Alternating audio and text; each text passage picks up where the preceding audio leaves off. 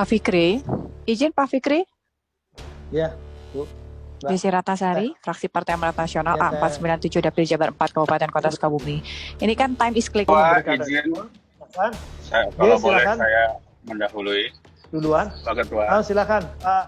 Kang Dede Dede Yusuf Yusuf, tadi soalnya ada fansnya yang menyampaikan Kang Dede Yusuf Ya. dan Teh Desi, tapi ini yang mana ini orangnya ini? Silakan Pak Kang Dede Yusuf. Ketua.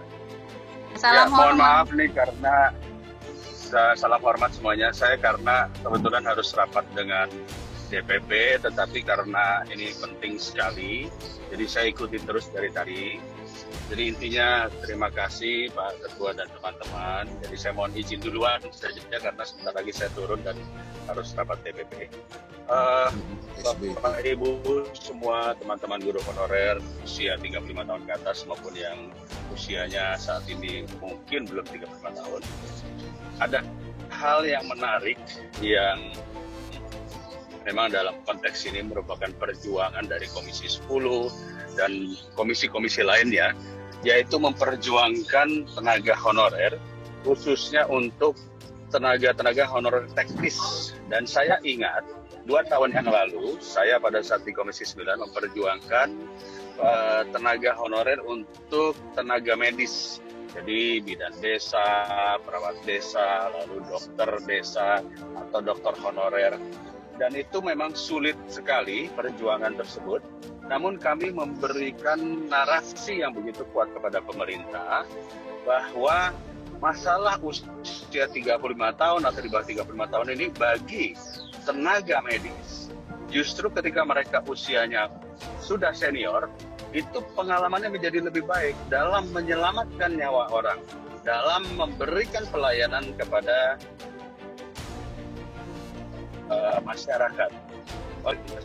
Itu, dan akhirnya ada 35.000 tenaga kesehatan, bidan desa, perawat desa, dokter desa, dan lain-lain, ya termasuk mantri, yang diangkat menjadi PNS, termasuk 2.000 lebihnya itu adalah 35 tahun ke atas. Jadi artinya, teman-teman Komisi 10, mungkin ada Ibu Ketua, Pak Ketua, semua, saya yakin jika narasi ini kita dorong, bahwa saudara-saudara kita yang saat ini sudah 35 tahun ke atas dan telah mendidik selama lebih dari 10 tahun, mereka memiliki satu profesionalisme. Mereka memiliki pengalaman untuk memberikan pendidikan yang jauh lebih penting adalah pendidikan karakter. Jadi saya bisa memahami dan begitu prihatin saudara-saudara kita yang hari ini, saat ini hadir, mereka yang mungkin sudah puluhan tahun, belasan tahun, bahkan mengajar yang saat ini sekarang menjadi guru-guru muda. Tiba-tiba mereka harus ikut tes barengan sama adik-adiknya atau anak-anaknya. Saya bisa memahami itu. Jadi oleh karena itu, Pak Ketua, saya mengapil kepada Komisi 10, kita dukung agar mereka ini yang sudah berbakti lebih dari 5 tahun atau 10 tahun untuk tidak perlu melalui tes. Cukup memiliki yang disebut sebagai